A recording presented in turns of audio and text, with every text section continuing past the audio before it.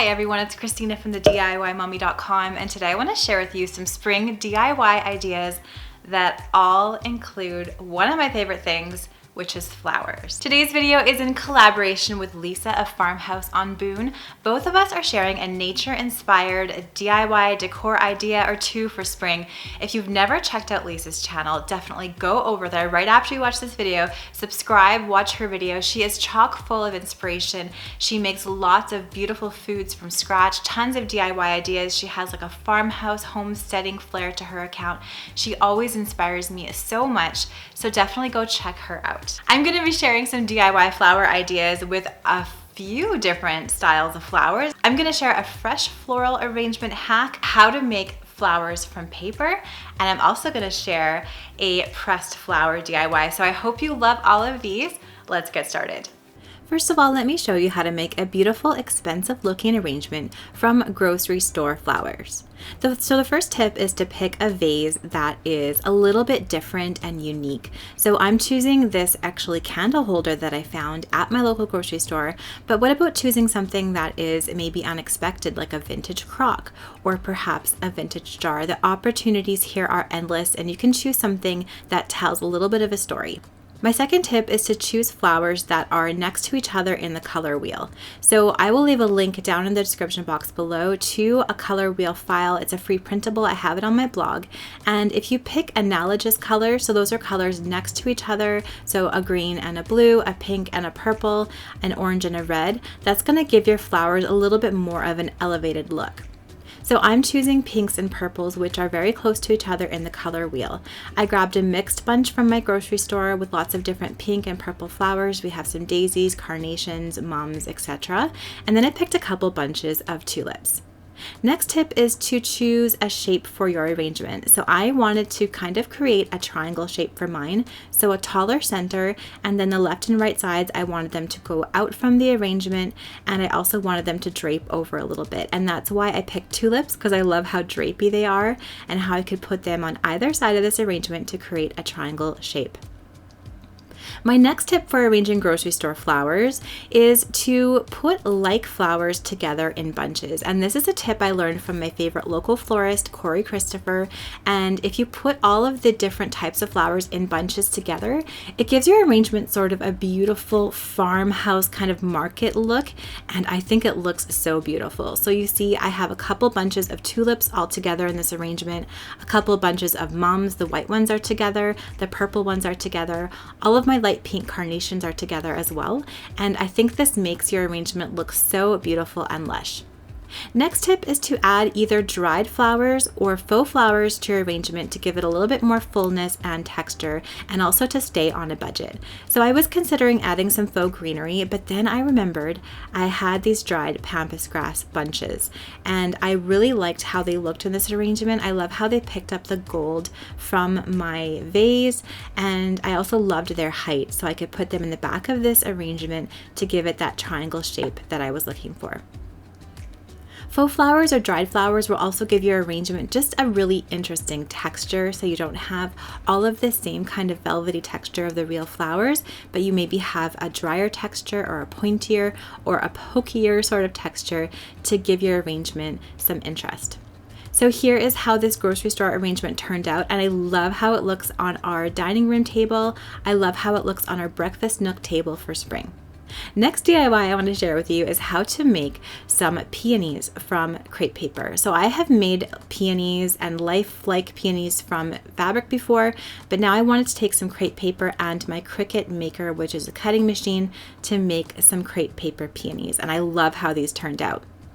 So I found a file on Cricut Design Space. I will link it down in the description box below, and I purchased the file, and I was able to go ahead and print these little floral insides as well as the petals with my rotary blade on my Cricut. So the rotary blade cuts fabric, it cuts crepe paper.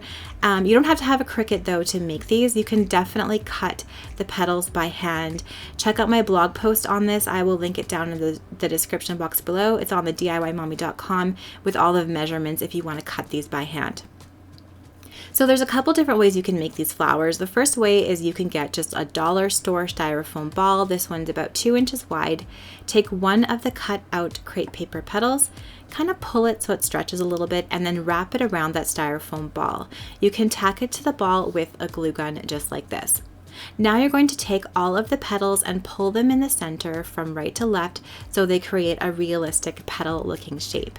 And you're going to start with the small size. There's 3 different sizes of petals here. You're going to start with a small size one and wrap it around that covered styrofoam ball just like I'm doing here.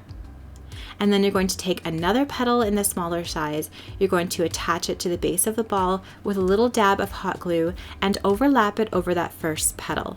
Kind of wrap it around the petal so it looks like we have these petals encasing the center of the peony. So essentially you just keep doing this, pulling the petals, making the curved petal shape, and then attaching them to the center ball, making sure to overlap the previous petal. You're going to go from the smallest sized petals to the largest sized petals and keep going in a spiral rotation around that center ball. If you want to try making these sort of peonies out of fabric, I do have a couple of videos on how to make a couple different types of peonies or English roses out of fabric as well. I love making flowers, and actually my 2 flower videos made out of fabric were one of the most watched videos here on the channel, so make sure to check those out as well. This is a fun DIY because you could use these flowers for so many different things. They'd be great for party decoration. You can make larger ones. They'd be fantastic for wedding decor, but here I want to use them for my spring decorating this year. And make sure to stay tuned to my channel. I'm going to show you in about 1 week what I did with these crepe paper peonies. So I am using Leah Griffith crepe paper. You can find it on Amazon. I will link it down in the description box below. It comes in a beautiful color pack. I absolutely loved working with this stuff, so make sure to check it out and go ahead and grab some from Amazon if you want to do some crepe paper crafting as well.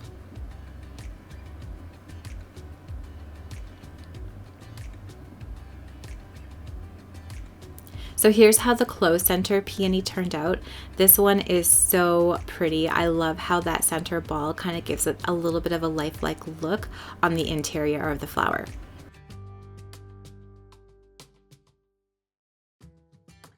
All right, so here's the second way you can make these crepe paper peonies. You can cut some floral wire, trim it to about 1 foot, and then the little filaments that I cut, you can cut these with the Cricut Maker, cut them by hand. Details down below. You can just kind of twist each individual fringe and then wrap it around the top of the floral wire. Just use hot glue from a hot glue gun to tack it to that top of the floral wire. And you can see how rolling it around the top creates this really fun sort of filament center look for a peony. And then you're going to do exactly the same thing as you did with the previous peony. You're going to have your 3 different sizes of petals all cut out. You're going to pull the centers with your thumb slightly to give it the petal shape, and then you're going to use some hot glue, attach it to the bottom of the petal, and then wrap it around that center filament, going from the smallest size petals to the largest size and making sure to overlap each petal as you go.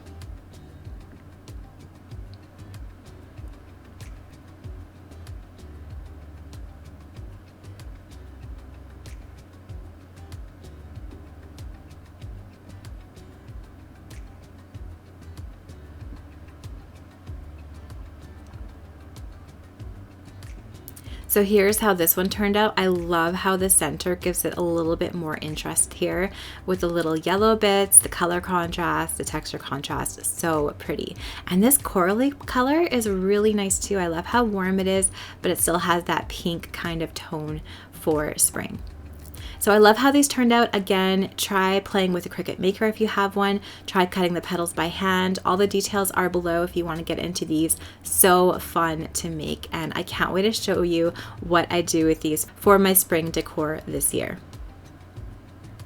All right, so this next one was kind of a fail. However, I still wanted to show you guys this because I feel like I don't show enough fails on my channel. I show all the stuff that turns out. I do show fails sometimes on Instagram and my stories and things, but anyway, a little bit of a fail, but this would be awesome if it did turn out, and I'll talk about some ways that you could make sure this does turn out. So I am using some resin for the first time. It comes in 2 parts. You can get it off of Amazon. I will link to it down in the description box below. Essentially, you take 1 equal part of each of the 2 substances, put them together in a mixing cup. Make sure to read all of the directions carefully. You need to be careful that you are working in a well-ventilated space. You're wearing a mask, gloves, all of that. Follow the directions for this stuff. And then what I did was I found these silicone molds on Amazon as well. I'm filling them about half full with the mixed together resin, taking a kitchen torch and just doing a light, quick kind of go over with the kitchen torch to get rid of any bubbles. And then I found these pressed florals on Amazon as well. Of course, it's better if you can press your own flowers. However, we're not even close to floral season here. So I just grabbed these off of Amazon. I thought they were so pretty, and I'm just gently placing them inside of these molds on top of the resin. So what I'm trying to create here are some coasters, some beautiful spring sort of coasters, and I wanted to use them for my coffee in the morning, and I just wanted to use pressed flowers for that kind of springy, romantic, boho sort of look. You can move objects and resin around for quite a while before it hardens. It's going to depend on your environment and a bunch of other things as to how long it hardens, so check out the instruction book that comes with the resin to check that out. Alright, so once everything is in place, you can go let this dry. I let mine dry for 24 hours. It actually was maybe even closer to 36 hours. And then once it's dry, I put 2 equal parts again of the 2 different types of resin and poured another layer on top of the pressed flowers. And so this is kind of encasing those pressed flowers in some beautiful resin, and then I just let it to dry again. Now, I think my problem here was that I did this in my work studio. I keep my work studio at a rather cool temperature. So even though I let these dry for 3 whole days and 3 whole nights, they still did not dry all the way. You can see how it's kind of ripply in the back of this one because I was taking it out of the mold a little bit too early. However, I really love these. If they would have dried all the way, all better, I think they would have been such a beautiful trio. So I'm gonna try this again. If you have any tips on using resin for me, let me know down in the comments below. But that is essentially how you would make a pressed flower resin coaster. Thankfully, this kit that I bought off of Amazon with the dried flowers had some beautiful wooden bookmarks in it, kind of a wooden bookmark template. It had these little fringe tops for the bookmark, and then it had pressed flowers. So I just put some pressed flowers onto the bookmark, put the little plastic sleeve that came on top, and just kind of press that down, trim that off. This one turned nice. However, I had an idea to use Mod Podge instead. So here's how you could make a Mod Podge pressed floral bookmark. So I will leave a link to all the supplies down in the description box below, but you basically take this bookmark base, put on the fringed little bookmark top, and then you can take Mod Podge, really any kind that you want, brush a layer of Mod Podge onto the wooden bookmark, and then place some pressed flowers on top of that. So you can lay them out first, but I just wanted to lay them out after I had the Mod Podge on. If you want to do what I've done here and kind of overlap one of the flowers and pull it around the side, I think that is such a pretty look, how I have the flower kind of half on and half off the bookmark. Add smaller flowers, greenery, larger flowers, and arrange it however you want. Once that's dry, you can take another layer of Mod Podge and a bit of a softer brush and just wipe a nice thin layer of Mod Podge over top of the flowers. You can do 2 coats and let the coats dry in between. That's going to keep your bookmark all sealed up and strong. Alright, I love how this pressed flower DIY turned out, and these bookmarks would be such a beautiful gift or just a beautiful addition to your decor this spring. I loved styling this with some vintage books in my entry.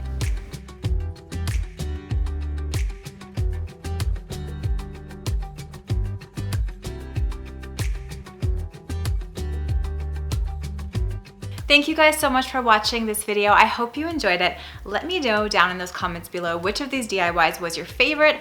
I would love to hear it. If you have any other ideas for spring decor that has to do with flowers, I'd also love to hear those. I am a total flower-aholic.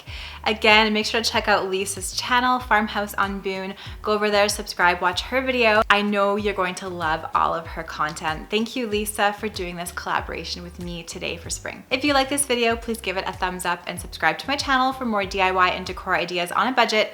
I'm gonna leave some more videos that you can watch next that I hope you will love right up here.